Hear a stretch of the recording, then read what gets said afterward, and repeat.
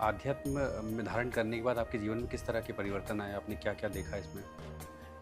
देखिए, कुछ रहस्यमय बातें ऐसी जो हम नहीं बताएँगे, लेकिन कुछ यथार्थ सत्य बताएँगे, हुँ, हुँ। जिससे जो जिज्ञासु हैं उनका मार्गदर्शन हो सकता है। बिल्कुल। एक बार हमने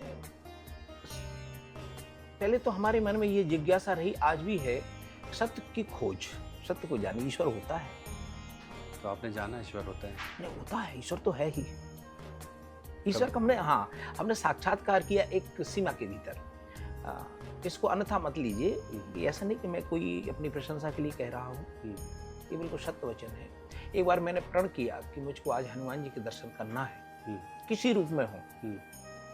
और चित्रकूट में हमें हनुमान जी महाराज के दर्शन हुए। मैं सत्य कह रहा हूँ, ईश्वर को साक्षी मानकर हनुमान जी के आप दर्शन कर चुके हैं। दर्शन कर कभी चुके राम जी के भी दर्शन हुए हैं आपको? अब इसके आगे नहीं कहेंगे हम, इसको रहस्य रहने दीजिए। इसको रहस्य में। भगवान के दर्शन, ईश्वर के दर्शन, जो आपके आराध्य हैं, उनके दर्शन नित्य होते हैं।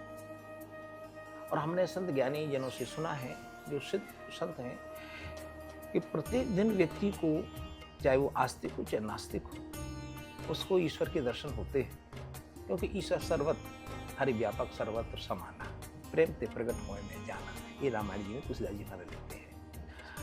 तो प्रत्येक दिन ईश्वर के दर्शन होते हैं। अब उनको हम समझ पाते कि नहीं समझ पाते, तो ईश्वर तो आपसे रोज़ मिलते हैं, मगर आप पहचान पाएँगे या ना पहचान हाँ, पाएँ, ये पर आपका आभास, आभास हो जाता है, अनुभूति, अनुभूति होती हमें अनुभूति रोज होती है कि ईश्वर हमारे दर्शन नहीं, हमारे साथ हैं। है। आपके आस-पास हनुमान है। जी नहीं, आस-पास नहीं, हमारे साथ ही हैं। अच्छा। मैं कितनी ऐसी घटनाएँ बताऊँ, पूरी रात निकल जाएगी, पूरा दिन निकल एक जाएगा।